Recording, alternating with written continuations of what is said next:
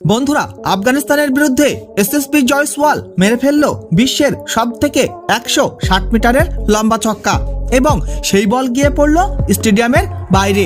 আর এই বিশাল ছক্কা দেখে অবাক হয়ে পড়ল পুরো আফগানিস্তানের টিম। আপনারা যদি দেখতে চান যে এসএসপি জয়সওয়াল কিভাবে মারল বিশ্বের সবথেকে লম্বা ছক্কা, তাহলে বন্ধুরা ভিডিওটি লাইক করুন এবং চ্যানেলটাকে সাবস্ক্রাইব করে রাখুন। বন্ধুরা, খেলা হয়ে গেল দ্বিতীয় টি20 ম্যাচ ভারত এবং আফগানিস্তানের মধ্যে ইন্দোরের মাঠে। এবং এই দ্বিতীয় টি20 ম্যাচে প্রথমে ব্যাটিং করে আফগানিস্তানের টিম মাত্র 172 রান করে অল আউট হয়ে গেল। তার মধ্যে আফগানিস্তানের হয়ে সব থেকে বেশি গুলবদিন নাইব খেলে ফেললো 35 বলে 57 রানের বিধ্বংসী ইনিংস।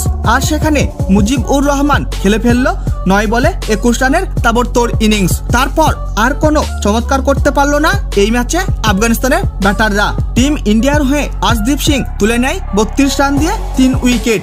আর সেখানে অক্ষর প্যাটেল তুলে নেয় 17 রান দিয়ে 2 উইকেট। এছাড়াও রবি বিষ্ণয়ও তুলে নেয় 39 রান দিয়ে 2 উইকেট।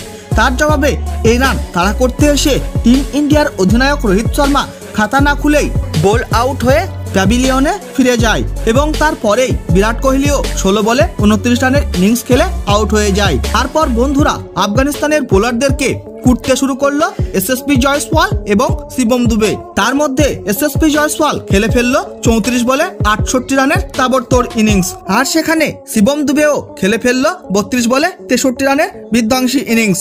আর এইভাবে খুবই সহজেই এই রান তাড়া করে ফেললো টিম ইন্ডিয়া 15.4 ওভারের মধ্যেই এবং 6 উইকেটের বিশাল বড় ব্যবধানে জিতে নেয় টিম ইন্ডিয়া এই দ্বিতীয় টি20 ম্যাচ। বন্ধুরা, আর এই ঘটনাটা হলো সেই সময়কার যখন আফগানিস্তানের হয়ে নূর আহমেদ 11তম ওভার করার জন্য আসে।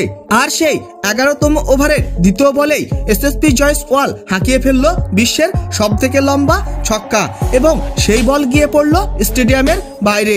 আর এই বিশাল ছক্কা দেখে অবাক হয়ে পড়লো আফগানিস্তানের টিম। বন্ধুরা, ভিডিওটি শেষ পর্যন্ত দেখার জন্য ধন্যবাদ জানাই।